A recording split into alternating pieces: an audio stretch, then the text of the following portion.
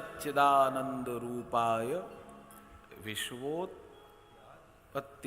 Hathaway तापत्रय विनाशाय श्री कृष्णाय वयम नमः। यहां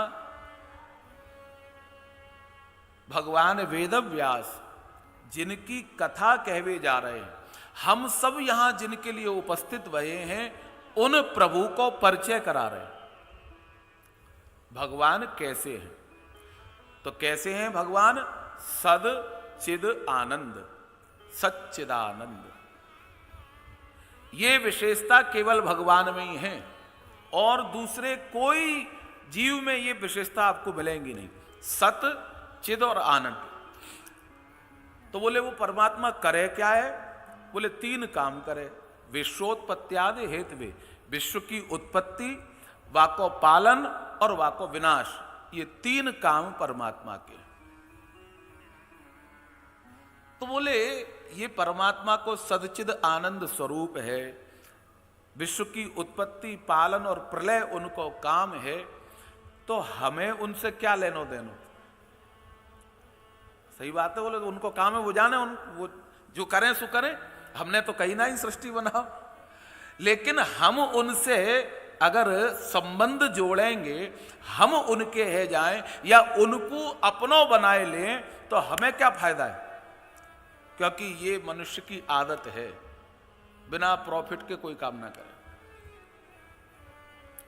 बोले मैं तो फायदे को धंधा करूं भाई, मैं फालतू के चक्कर में ना पड़ूं। और या चीज में बड़े चतुराई से और बड़ी शान समझें कि हमने फायदे को सौदा करो।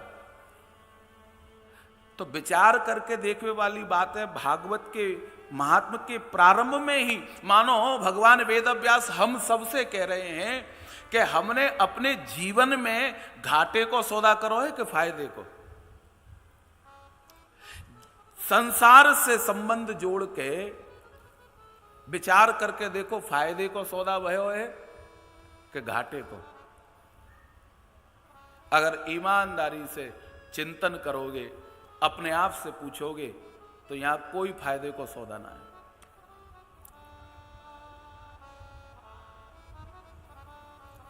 हर तरीका से घाटो ही घाटो है।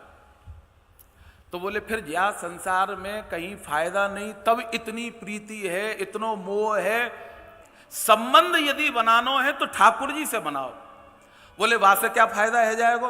बोले 3 चीजन में हमको लाभ मिलेगा। तापत्रय विनाशाय, 3 तापन को नाश नहीं, विनाश है जाए यदि हम ठाकुर जी से संबंध बना लें। तापत्रय विनाशाय श्री कृष्णाय वयम नुमः। श्री माने राधा और कृष्ण, वयम माने हम सब, यदि उनको प्रणाम करेंगे तो 3 ताप नष्ट होंगे। कौन कौन से? दैहिक, दैविक और भौतिक। ये तीनों ताप हम सबको व्याप रहे। और सच्ची बात तो ये है कि जिनके दम पे हम फूले ना कि ये हमारा है, हमारी रक्षा करेगो, हमारे लिए ये करेगो, इतनी कथा सुनते आए हैं, इतने चरित्र हमने सुने हैं।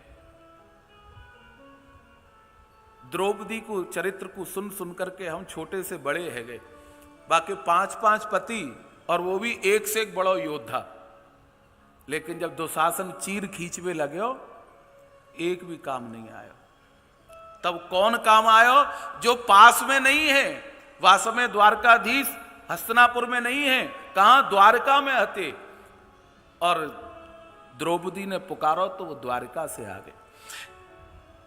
चलो हम एक घड़ी ये बात मान लें कि ये अतिशयोक्ति हो सकती है, ये पुराण लिखने वाले ने ऐसे कह दी, वैसे कह दी, इतनी जल्दी द्वारका से दौड़ के आ गए। ऐसा संभव है? द्वारका तो फिर भी बहुत पास है। जब अपने भक्त पे संकट आवे ना, तो ठाकुर जी वैकुंठ से, गोलोक से भी दौड़े चले आवे कि मेरे भक्त के ऊपर कोई कष्ट नहीं आ जाए, कोई संकट नहीं आ जाए। आज भी आ रहे हैं। वास्तव में तो भगवान या भूमि पे है। आज अपनी लीला को संवरण करके ठाकुर जी अपने धाम में विराजे हैं, लेकिन आज भी अनेक भक्तन के लिए भगवान नित्य आ रहे हैं।